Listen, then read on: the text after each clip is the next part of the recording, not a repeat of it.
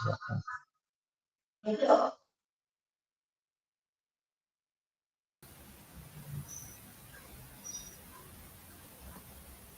Assalamualaikum warahmatullahi wabarakatuh. Sebelumnya kami dari kelompok 4 izin mempresentasikan hasil dari diskusi kami, yaitu mengenai menganalisis transaksi ekspor impor. Next. Berikut anggota kelompok 4. Yang pertama ada Husnul Khotimah dengan NIM belakang 012, Yunike Eka Septiana dengan NIM belakang 039, Dian Ayu Farhani dengan NIM belakang 087, Naila Yasiroh NIM belakang 089, Mela Abdullah Seno NIM 115, Dwi Tantri Nurmalasari NIM 138, dan Anola Rizky Wahyu Esa 140. Next.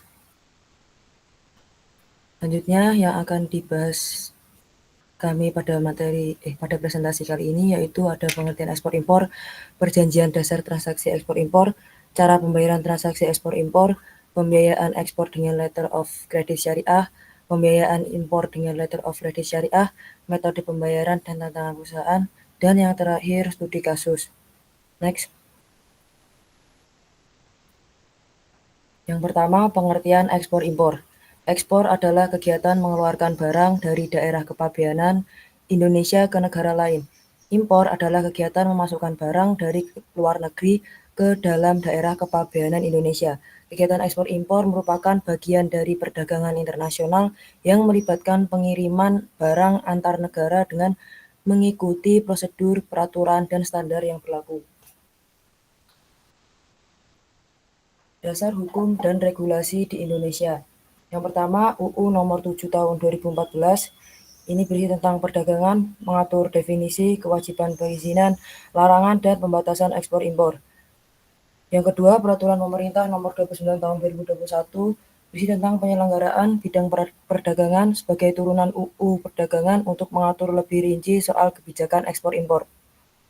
Yang ketiga, UU Nomor 17 Tahun 2006 berisi tentang kepabeanan, mengatur sistem kepabeanan termasuk prosedur, tarif bea cukai, dan pengendalian barang ekspor impor. Yang terakhir, Peraturan Menteri Perdagangan dan Keuangan seperti Permendag Nomor 94 Tahun 2018 berisi tentang kepabeanan, mengatur sistem kepabeanan termasuk prosedur, tarif bea cukai, dan pengendalian barang ekspor impor. Peraturan internasional. World Trade Organization atau WTO adalah organisasi internasional yang mengatur perdagangan global dengan prinsip-prinsip seperti non-diskriminasi, transparansi, dan pengurangan tarif. WTO mengatur mekanisme penyelesaian sengketa perdagangan antar negara anggota dan memfasilitasi perundingan perdagangan. Yang kedua, Incoterms atau International Commercial Terms adalah aturan standar internasional yang dibuat oleh ICC atau International Chamber of Commerce untuk mengatur tanggung jawab, risiko, dan biaya antara penjual dan pembeli dalam transaksi ekspor impor. Penerapan Incoterms membantu memperjelas kewajiban dalam kontrak perdagangan internasional agar tidak terjadi sengketa. Selanjutnya, perjanjian dasar transaksi ekspor impor. Dalam transaksi ekspor impor, ada beberapa hal penting yang harus disepakati kedua belah pihak. Yang pertama, para pihak yaitu eksportir sebagai penjual dan importir pembeli. Objek kontrak, yaitu barang atau jasa yang diperdagangkan. Harga, yang ketiga harga dan valuta, yaitu nilai transaksi ditetapkan dalam mata uang tertentu. Yang keempat, syarat penyerahan. Yang dimaksud di sini ialah kapan, di mana, dan bagaimana barang diserahkan. Biasanya mengikuti aturan Incoterms. Yang kelima, cara pembayaran. Bisa melalui letter of credit atau LOC, transfer bank, collection, dan advance payment. Yang keenam, hukum yang berlaku dan penyelesaian sengketa.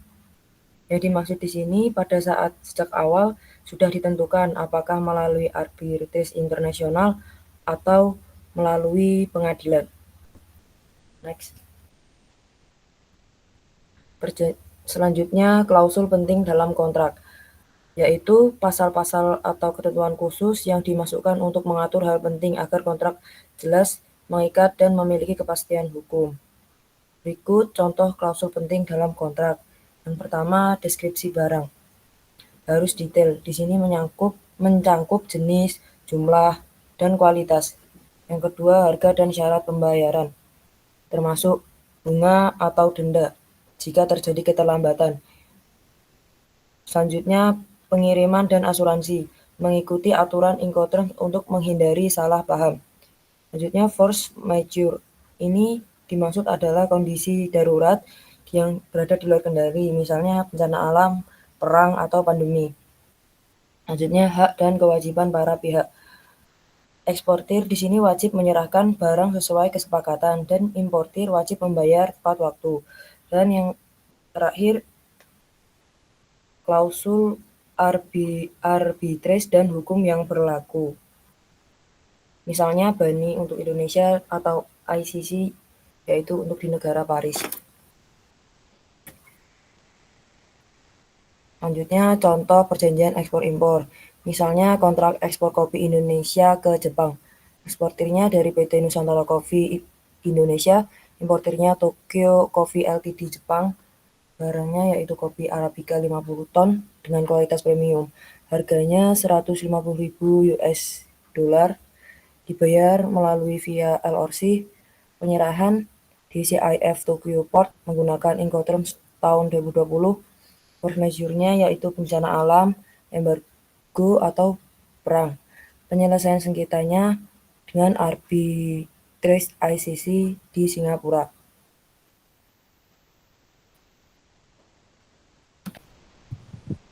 Untuk yang selanjutnya adalah cara pembayaran transaksi ekspor dan impor. Untuk yang pertama, advance payment. Cash in advance adalah metode pembayaran di mana importer harus membayar penuh atau sebagian sebelum barang dikirim oleh eksportir. Pembayaran ini dapat dilakukan melalui transfer bank, kartu kredit, atau metode lain yang disepakati. Keuntungan bagi eksportir yaitu risiko minimal, arus kas yang stabil, keamanan transaksi. Kemudian keuntungan bagi importir yaitu risiko tinggi dan beban keuangan. Cash in advance digunakan pada saat kegiatan ketika eksportir memiliki posisi tawar yang kuat atau barang yang ditawarkan sangat diminati. Dan jika importir memiliki hubungan bisnis baru dengan eksportir dan kepercayaan dalam belum terbentuk. Kemudian yang terakhir untuk barang custom made yang membutuhkan pembayaran di muka untuk produksi. Yang kedua ada open akun atau rekening terbuka, merupakan metode pembayaran di mana eksportir mengirim barang kepada importir terlebih dahulu tanpa pembayaran langsung dan importir baru melakukan pembayaran setelah jangka waktu tertentu sesuai kesepakatan, misalnya 30, 60, atau 50 hari setelah pengiriman. Keuntungan bagi importir yaitu fleksibilitas dalam pembayaran, meningkatkan daya saing, biaya transaksi lebih rendah. Dan keuntungan bagi eksportir yaitu dapat meningkatkan loyalitas pelanggan, mempermudah ekspansi pasar. Kemudian kerugian bagi eksportir yaitu resiko gagal bayar tinggi, beban arus kas, dan memerlukan analisis kredit yang baik. Open akun digunakan pada saat eksportir dan importir memiliki hubungan bisnis yang sudah terjalin dengan kepercayaan tinggi. Dalam transaksi bervolume besar dengan importir yang memiliki kredibilitas kuat. Dan jika eksportir ingin meningkatkan daya saing pasar internasional dengan memberikan kemudahan pembayaran. Yang ketiga ada collection atau documentary collection. Itu bank bertindak sebagai perantara dokumen. Eksportir mengirim barang lalu menyerahkan dokumen pengapalan ke bank yang baru diberikan kepada importir setelah ia membayar DP atau berjanji akan membayar pada waktu tertentu atau DA. Kelebihannya lebih aman dibanding open account karena importir tidak bisa mengambil barang tanpa dokumen. Yang kedua ada biaya lebih murah dibanding letter of credit. Kekurangannya bank hanya bertindak sebagai perantara dokumen, tidak menjamin pembayaran. Kemudian tetap ada resiko jika importir menolak dokumen atau menolak bayar. Untuk yang keempat ada letter of content, yaitu bank importer menjamin pembayaran kepada eksportir asalkan semua dokumen sesuai dengan syarat dan yang ada dalam L+C. Metode ini paling sering dipakai untuk transaksi besar. Untuk kelebihannya paling aman bagi eksportir karena pembayaran dijamin oleh bank, mengurangi risiko gagal bayar. Importir terlindungi karena pembayaran baru dilakukan jika dokumen selesai.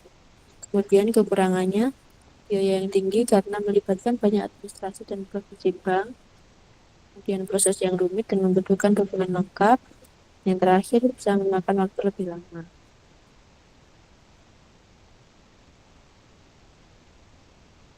Selanjutnya, pembiayaan ekspor dengan letter of credit syariah. Konsep letter of credit syariah. Pada surat letter of credit syariah adalah surat pernyataan yang dikeluarkan oleh bank sebagai jaminan pembayaran kepada eksportir dalam transaksi ekspor yang dilakukan sesuai prinsip syariah. Letter of credit ini bertujuan memfasilitasi perdagangan ekspor dengan memenuhi persyaratan tertentu secara syariah, menggunakan akad-akad seperti wakalah bil ujrah, qard, mudharabah, musyarakah al-bai sebagai dasar pelaksanaannya. Dalam letter of credit syariah, bank berperan sebagai wakil atau agen dalam mengurus dokumen dan proses pembayaran tanpa menggunakan sistem bunga atau riba yang dilarang dalam Islam.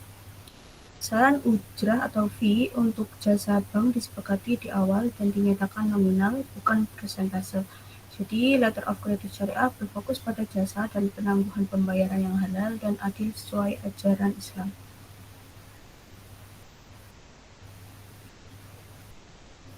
Next.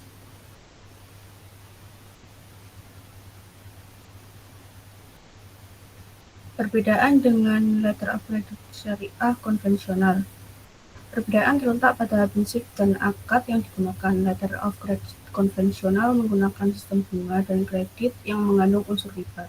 Sementara letter of credit syariah menghindari riba dan menggunakan akad-akad syariah seperti wakalah bil ujrah atau perwakilan dengan imbal jasa, murabaah, jual beli dengan margin, dan musyarakah atau kerjasama.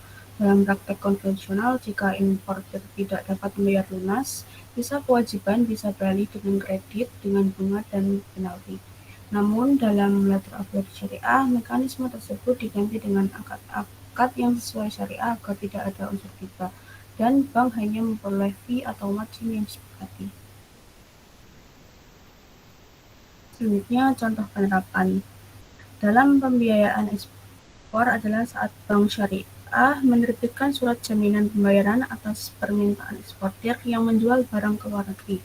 Bank menggunakan akad wakalah bil ujrah dengan kewajiban mengurus dokumen ekspor, melakukan penagihan ke bank pembeli, dan membayar eksportir dengan dipotong biaya jasa atau ujrah yang telah disepakati.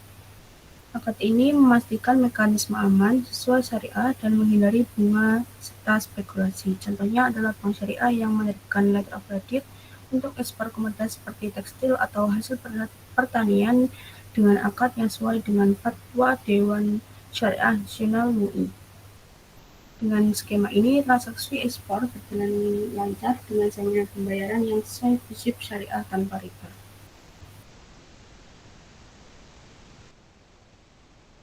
Baik, selanjutnya mekanisme pembiayaan impor dengan letter of credit syariah.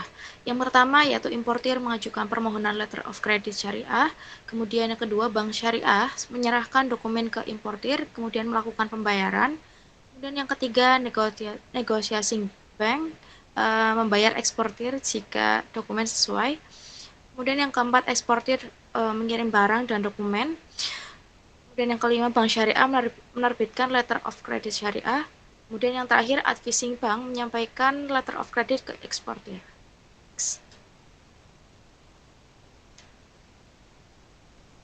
Risiko dan keuntungan dari letter of credit syariah. Yang pertama ada kepatuhan syariah, yaitu dengan letter of credit ini akan bebas riba, gharar, maisir, dan lain sebagainya. Kemudian yang kedua ada keamanan transaksi, bank menjamin pembayaran sesuai dengan dokumen, mengurangi risiko bagi pihak eksportir. Kemudian yang ketiga ada fleksibilitas akad, yaitu bisa memakai wakalah bil ujrah, murabahah, salam, musyarakah sesuai kebutuhan. Kemudian yang terakhir, dengan letter of credit syariah ini memberikan kepastian transaksi sesuai dengan prinsip Islam.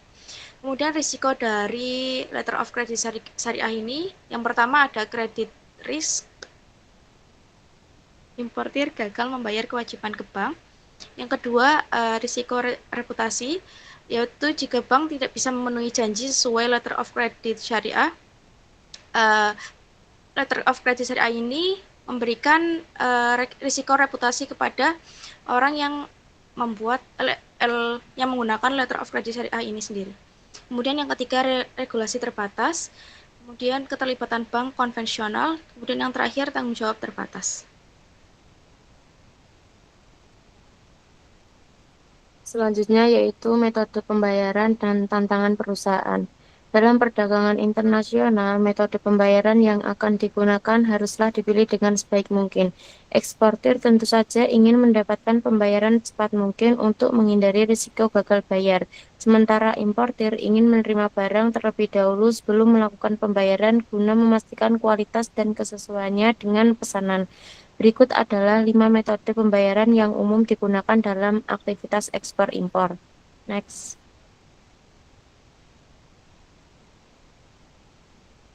Yang pertama yaitu ada cash in advance, yaitu pembayaran di muka, adalah metode pembayaran di mana importir harus membayar penuh atau sebagian sebelum barang dikirim oleh eksportir. Pembayaran ini dapat dilakukan melalui transfer bank, kartu kredit, atau metode lain yang disepakati. Yang kedua yaitu letter of credit atau LOC, surat kredit, adalah instrumen keuangan yang dikeluarkan oleh bank atas permintaan importir, di mana bank menjamin pembayaran kepada eksportir setelah syarat-syarat terpenuhi. Yang ketiga yaitu documentary collection atau inkaso dokumen, adalah metode pembayaran di mana bank bertindak sebagai perantara untuk mengamankan pembayaran, tetapi tanpa memberikan jaminan seperti dalam LOC. Ada 2 jenis documentary collection, yaitu yang pertama dokumen agent payment. Importir harus membayar penuh sebelum menerima dokumen untuk mengambil barang. Yang kedua dokumen agent accept, yaitu importir dapat menerima dokumen dengan janji pembayaran di kemudian hari sesuai dengan kesepakatan. Next. Yang keempat yaitu open akun, atau rekening terbuka, adalah metode pembayaran di mana eksportir mengirim barang kepada importir terlebih dahulu tanpa pembayaran langsung, dan importir baru melakukan pembayaran setelah jangka waktu tertentu sesuai kesepakatan, misalnya 30, 60, atau 30 hari setelah pengiriman. Yang terakhir konsignen, yaitu konsinyasi, adalah di mana eksportir mengirim barang kepada importir atau agen atau distributor tanpa pembayaran di muka. Importir hanya membayar setelah barang terjual. Jika ada barang yang tidak terjual dalam periode tertentu, importir dapat mengembalikannya kepada eksportir. Next. Tantangan yang dihadapi dalam perusahaan, yang pertama ada kegiatan ekspor dan impor memberikan peluang besar untuk memperluas pasar, meningkatkan devisa, dan mendukung pembangunan ekonomi nasional. Namun ada tantangan yang harus dihadapi seperti persaingan global, biaya logistik yang tinggi, serta perubahan regulasi perdagangan internasional. Pelaku usaha perlu memahami aturan yang berlaku, menyusun strategi pemasaran yang tepat, dan bekerja sama dengan mitra bisnis untuk mengatasi tantangan hal ini. Yang kedua, perusahaan menghadapi berbagai faktor eksternal yang memengaruhi stabilitas dan keberlanjutan usaha. Tantangan ini dapat berasal dari aspek hukum, keuangan, hingga dinamika global. Next.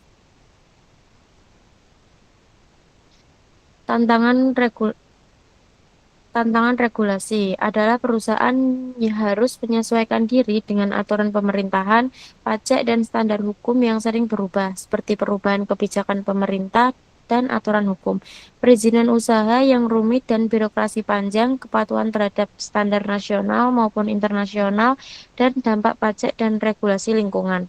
Yang kedua ada tantangan risiko, adalah ancaman kerugian akibat faktor internal maupun eksternal, seperti operasional, pasar, keuangan, dan teknologi, seperti risiko operasional yaitu gangguan produksi, kualitas atau sumber daya manusia. Yang kedua, risiko pasar yaitu perubahan selera konsumen dan persaingan ketat.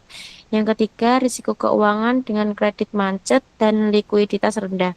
Yang terakhir, risiko teknologi yaitu serangan siber atau keterlambatan adopsi digital. Yang ketiga, tantangan kurs adalah fluktuasi nilai tukar memengaruhi biaya impor, harga ekspor, dan stabilitas keuangan perusahaan seperti fluktuasi nilai tukar memengaruhi harga impor dan ekspor. Perusahaan berorientasi ekspor sangat rentan terhadap pelemahan mata uang. Kemudian kenaikan biaya bahan baku impor akibat depresiasi rupiah dan perlu strategi hedging atau manajemen risiko keuangan. Yang keempat, tantangan politik dagang adalah kebijakan perdagangan internasional, proteksionisme, serta konflik global dalam menghambat akses pasar seperti kebijakan proteksionisme negara lain atau tarif kuota, dan ketidakpastian geopolitik atau perang dagang dan konflik regional, kemudian perjanjian perdagangan internasional yang berubah-ubah dan pengaruh diplomasi ekonomi global terhadap akses pasar. Maka dari itu, perusahaan harus siap menghadapi tantangan regulasi, risiko kurs, dan politik dagang dengan strategi yang tepat agar tetap kompetitif dan mampu bertahan di era global. Next. Selanjutnya dijelaskan oleh rekan saya. Baik untuk solusi atau strategi perusahaan ekspor impor agar mampu bertahan dan berkembang di tengah tantangan global harus memperhatikan solusi dan strategi perusahaan, yaitu yang pertama diversifikasi pasar, tidak bergantung pada satu negara tujuan saja, tetapi memperluas pasar ke beberapa negara agar risiko penurunan permintaan bisa dihindarkan. Yang kedua, kepatuhan dari regulasi internasional, memastikan semua dokumen ekspor impor sesuai standar internasional, misalnya Incoterms, biaya cukai, dan peraturan negara tujuan. Hal ini mencegah hambatan administratif yang bisa menghambat kelancaran perdagangan.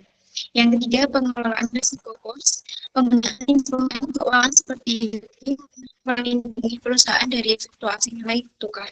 Yang keempat, efisiensi rantai pasar atau supply chain, bekerja sama dengan penyedia logistik yang ada, menggunakan sistem digital untuk pelacakan barang, serta menekan biaya distribusi agar produk tetap kompetitif. Yang kelima, peningkatan kualitas produk dan layanan, menjaga standar untuk kebutuhan pasar internasional, misalnya melalui sertifikasi dan sebagainya. Next. Yang keenam, pemanfaatan teknologi digital menggunakan platform e-commerce global serta ERP atau marketplace untuk memperluas jangkauan konsumen. Yang ketujuh, membangun kemitraan global, menjalin kerjasama dengan agen, distributor, maupun perusahaan lokal di negara tujuan agar lebih mudah masuk pasar. Yang kedelapan, inovasi produk dan diferensiasi, menawarkan keunikan produk sesuai kebutuhan konsumen di tiap negara, sehingga mampu bersaing dengan produk lain. Yang kesembilan, manajemen keuangan yang kuat, menyusun anggaran yang baik, mengendalikan biaya operasional, dan menjaga arus kas agar perusahaan tetap stabil. Yang ke-10, pengelolaan SDM, melatih staf dalam negosiasi internasional, komunikasi lintas budaya, serta manajemen ekspor impor agar lebih profesional. Selanjutnya, profil perusahaan yaitu Unilever, berdiri tahun 1929, gabungan dari Lever Brothers, Inggris, dan Belanda, operasi di lebih dari 190 negara.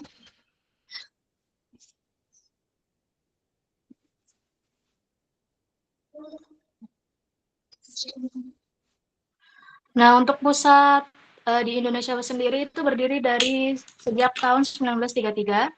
Kantor pusatnya itu ada di Tangerang yang memiliki 9 pabrik. Next. Nah, untuk produk dari Unilever sendiri itu ada berbagai macam ya. Salah satunya itu ada home care, yang sering kita pakai biasanya itu Rinso, Molto, Sunlight, kemudian ada juga Wipol. Nah, untuk beauty and personal care itu biasa kita jumpai Dove, Lifebuoy, Pepsodent, Sunsilk, Vaseline. Food and refreshment-nya itu ada Bango, Royco, Sariwangi, Buah Vita, Wels, Magnum, dan lain sebagainya. Next. Nah, untuk mekanisme kontrak di sana, ada seperti karyawan ya, pada umumnya ada dua jenisnya, yaitu PKWT dan PKWTT. Nah, PKWT itu seperti perjanjian kerja waktu tertentu. Nah, kalau PKWTT itu perjanjian kerja waktu tidak tertentu. Nah, jadi yang PKWT itu waktu tertentu seperti kontrak. Nah, kalau yang PKWTT itu tetap, jadi pegawai tetapnya itu PKWTT. Nah, untuk distributor dan supplier, itu kontrak meliputi harga, kemudian wilayah distribusi, target penjualan, ada juga standar halal dan lain sebagainya. Nah, untuk vendor sendiri, itu wajib daftar di sistem procurement Unilever, kemudian melakukan seleksi kualitas dan harga. Nah, kalau seleksinya sudah mencapai yang diharapkan di Unilever sendiri, itu bisa langsung kontrak kerja di sana. Next. Untuk latar belakang dari Unilever itu, awal mulanya itu adanya kebutuhan penyediaan margarin dan sabun di Eropa pada abad ke-20. Nah, seiring berkembangnya waktu, Unilever sendiri itu menjadi lebih besar lagi, yaitu fast moving consumer good di dunia. Nah, di Indonesia sendiri, seperti yang sudah saya jelaskan, bahwa di Indonesia sudah berdiri sejak 1933. Nah, Unilever itu jadi salah satu perusahaan multinasional terbesar ya, nggak di Indonesia aja, tapi di berbagai negara itu termasuk perusahaan yang besar sekali. Nah, Unilever sendiri itu menyediakan produk yang sudah saya jelaskan tadi, rumah tangga, kemudian makanan, perawatan tubuh dengan visi membuat kehidupan berkelanjut menjadi hal yang lumrah. Next. Nah, produk ekspor dan impornya yang ekspor dari Indonesia itu ada es krim balls, kemudian bumbu masaknya itu ada seperti Bango, Royco, kemudian ada teh Sariwangi. Nah, untuk personal care-nya itu ada Lifebuoy, Pepsodent. Nah, untuk impor ke Indonesianya itu salah satunya itu seperti ada ini ya, yang sabun Dove.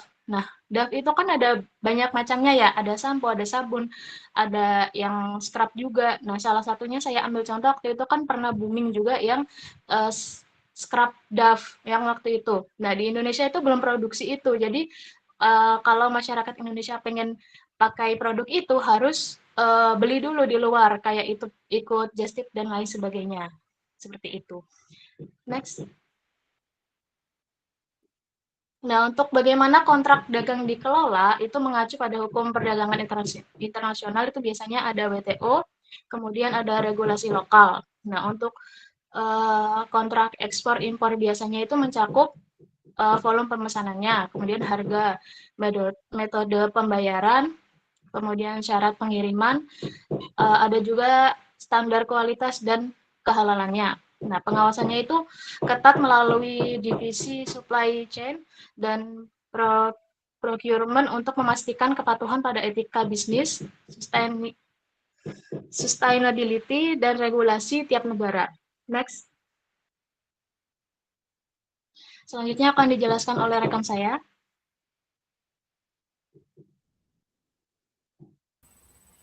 Baik, selanjutnya studi kasus, yaitu dampak kebijakan pembatasan impor terhadap Unilever.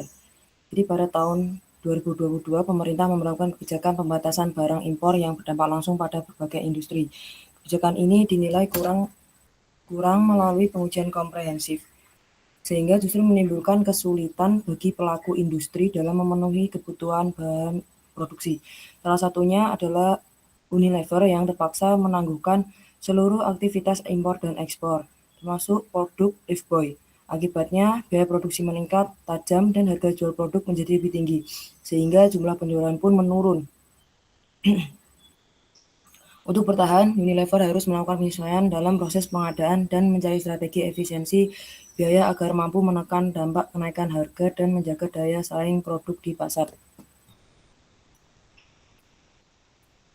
Baik, berikut adalah pertanyaan studi kasus untuk memperdalam pemahaman terkait materi yang baru saja kami sampaikan.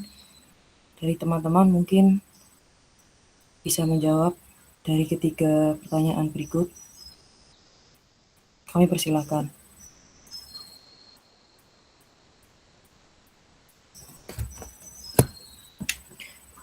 Ya, Mbak Sukma Jihan Wafiroh, silahkan.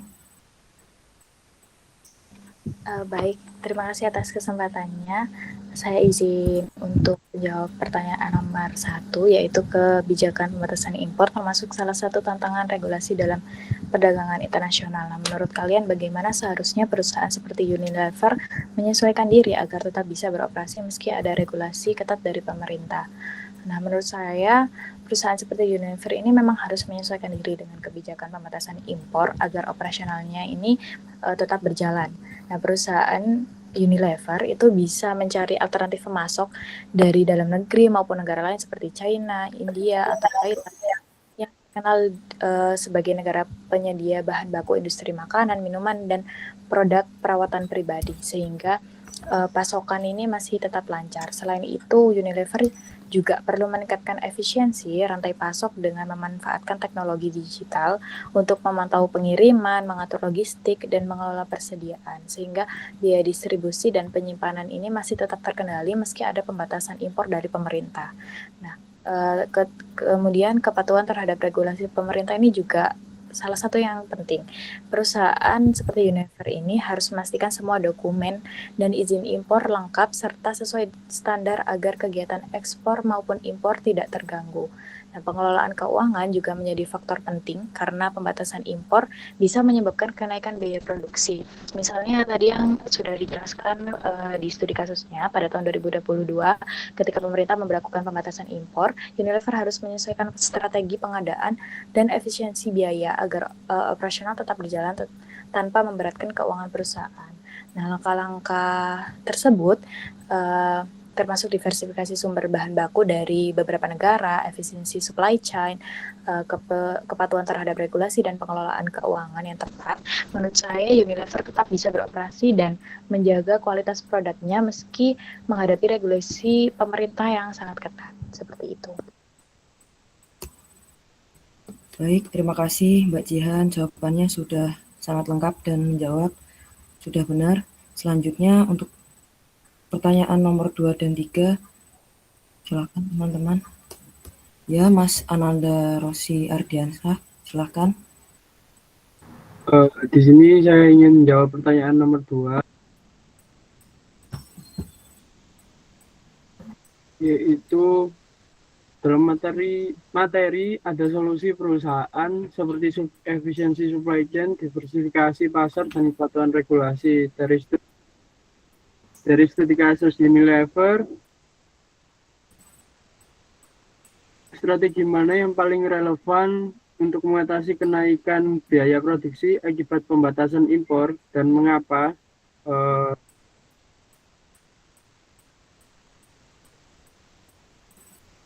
Yang pertama, dengan efisiensi supply chain, perusahaan dapat menekankan biaya logistik, memperkuat hubungan dengan pemasokan lokal, dan mengurangi ketergantungan pada bahan baku.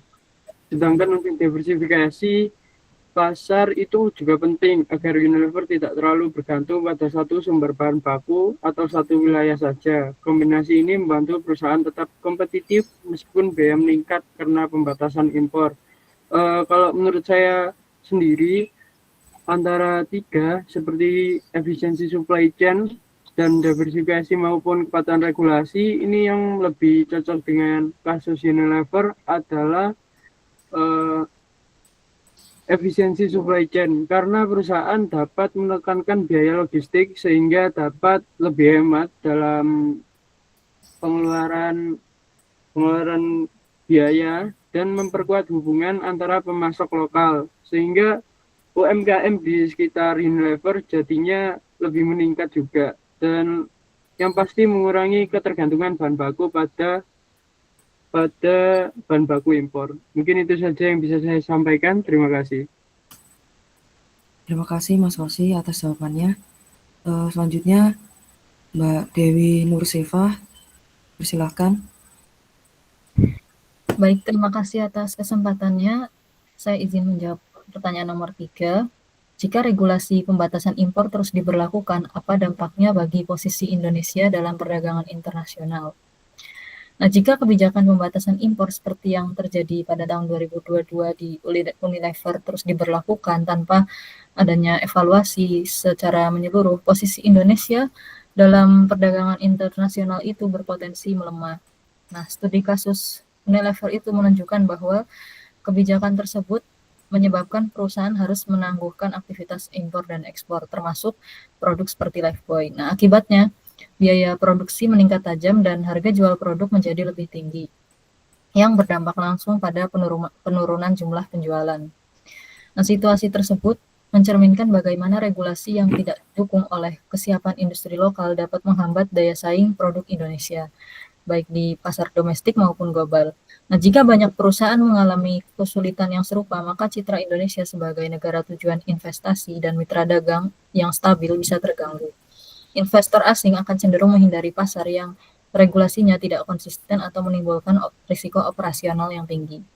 Selain itu, jika kebijakan pembatasan impor dijalankan dengan strategi seperti penguatan industri lokal, insentif inovasi, dan juga kemudahan akses bahan baku alternatif, maka Indonesia justru bisa memperkuat posisinya sebagai negara mandiri yang berdaya saing tinggi. Namun untuk studi kasus Unilever itu menjadi peringatan bahwa tanpa adanya analisis atau evaluasi yang mendalam, kebijakan itu bisa berbalik menjadi hambatan bagi pertumbuhan ekonomi dan reputasi Indonesia di kancah perdagangan internasional. Mungkin itu saja jawaban dari saya. Terima kasih Mbak Seva atas jawabannya. Selanjutnya kita lanjut ke slide selanjutnya. Next. Selanjutnya apakah ada yang ingin ditanyakan dari teman-teman? Kami persilahkan. Ya, silahkan Mbak Dinda Larasati. Baik, terima kasih atas kesempatannya. Izin bertanya kepada kelompok 4. Apa langkah yang dapat diambil oleh Unilever dalam memitigasi resiko hambatan non-tarif, yakni seperti kayak persyaratan sertifikasi halal, ketentuan kemasan ramah lingkungan, dan pelabelan gizi dalam transaksi ekspor-impor? Mungkin itu saja yang bisa saya sampaikan. Apakah sudah jelas? Ya, terima kasih Mbak Dinda. Mohon pertanyaannya ditulis di kolom catatan ya Mbak Dinda. Terima kasih. Selanjutnya Mbak Adilatul Munawaroh.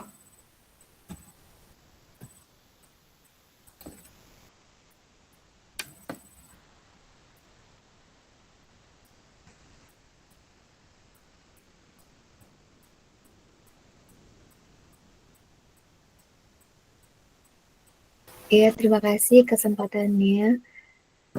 Pertanyaan saya, Unilever kan sempat mengalami pemboikotan produk dari masyarakat. Dan bagaimana dampak maraknya pemboikotan produk terhadap kelancaran ekspor impor? Lalu bagaimana juga strategi produk yang terdampak untuk membenahi dan mengembalikan kepercayaan masyarakat? Gitu. Ya, terima kasih Mbak Adilatul atas pertanyaannya. Mohon untuk ditulis di kolom komentar ya Mbak Adilatul. Terima kasih.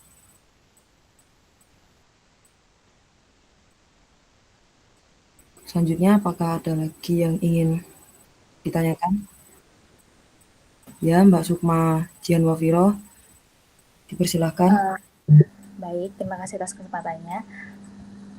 Wings Group ini dikenal mampu bersaing dengan Unilever melalui strategi MeToo atau amati tiru modifikasi. Nah, dan penawaran produknya yang ditawarkan oleh Wings Group ini biasanya lebih murah karena rantai pasoknya lebih efisien ya daripada Unilever. Nah, menurut kalian strategi apa yang sebaiknya diterapkan oleh Unilever agar tetap bisa mempertahankan pangsa pasarnya, menjaga loyalitas konsumen dan tetap kompetitif di pasar domestik maupun internasional?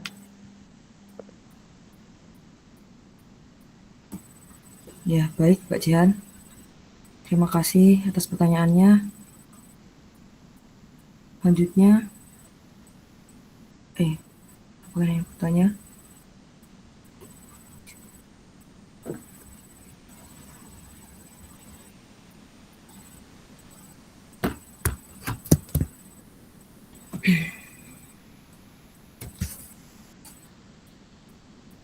Mungkin untuk pertanyaannya kami batasi untuk 3 pertanyaan saja.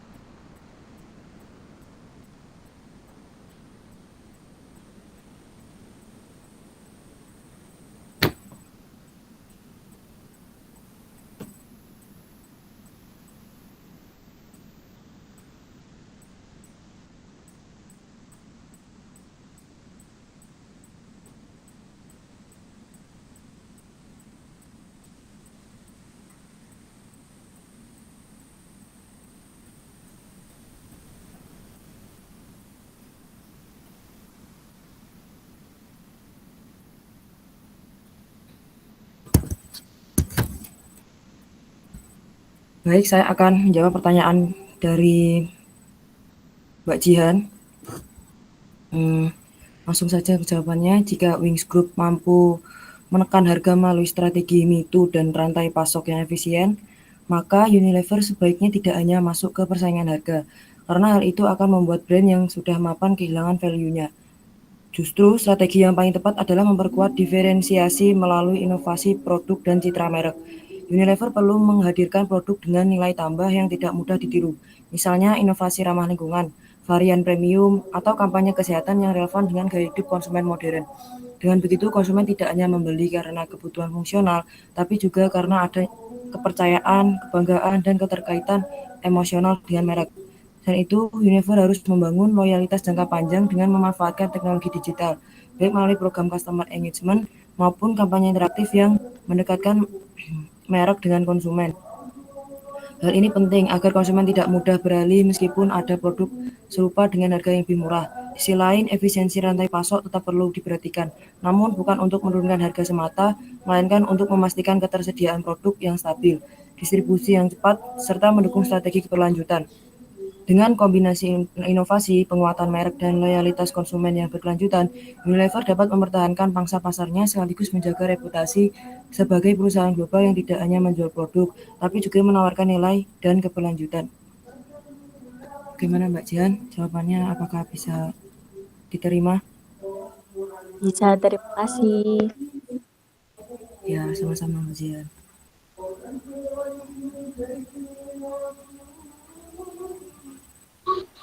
Baik, izin menjawab pertanyaan dari apa langkah yang diambil perusahaan Unilever untuk memitigasi risiko hambatan tarif seperti persyarat sertifikasi halal, koordinasi ramah lingkungan dalam proses ekspor.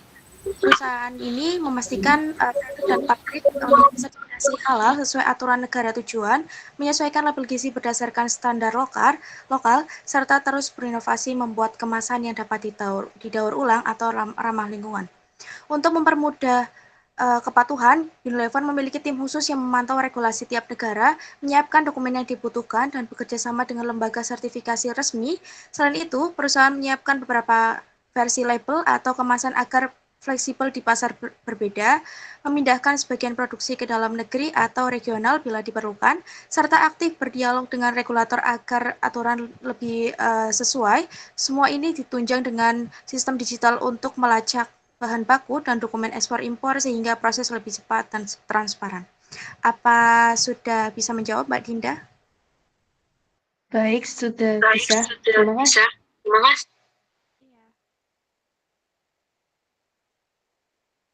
Baik, di sini saya izin menjawab pertanyaan dari Mbak Dila.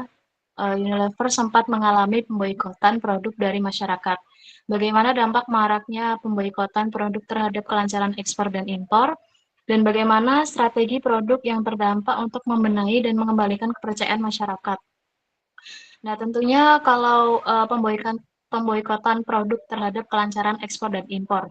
Nah, itu biasanya penurunan volume penjualan domestiknya. Nah, karena diboikot, jadi kepercayaan masyarakat kan pasti mikirnya mereka ini pada ini ya, pro ke Israel misalkan seperti itu. Nah, otomatis minat mereka kayak ini Unilever pro ke Israel nih, mending kita nggak usah beli produknya dia lagi gitu.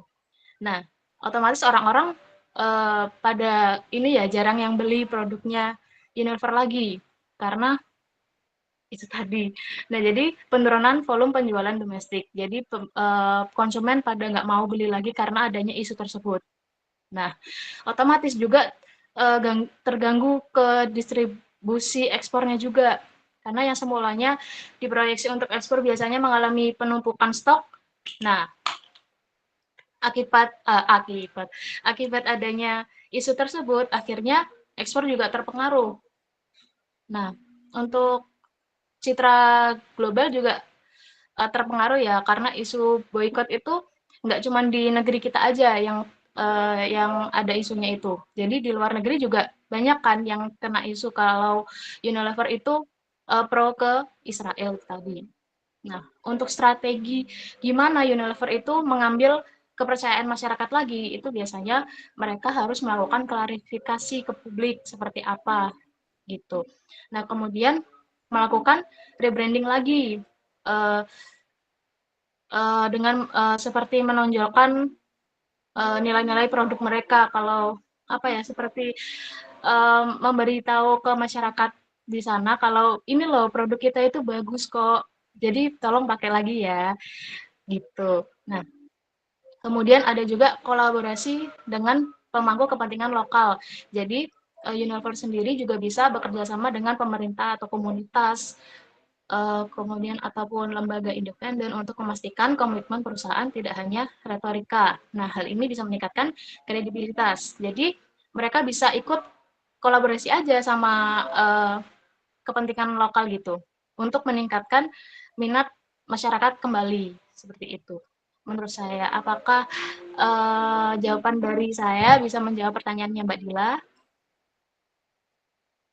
Iya, sudah cukup Mbak Tantri. Terima kasih. Ya, sama-sama. Terima kasih atas partisipasinya dari teman-teman. Demikianlah presentasi dari kelompok kami. Kami menyadari masih banyak kekurangan, untuk itu kami sangat mengharapkan kritik dan saran yang membangun. Selanjutnya kami serahkan kepada Bapak Noris untuk memberikan arahan, masukan sekaligus evaluasi atas presentasi yang telah kami sampaikan. Waktu dan tempat kami persilahkan.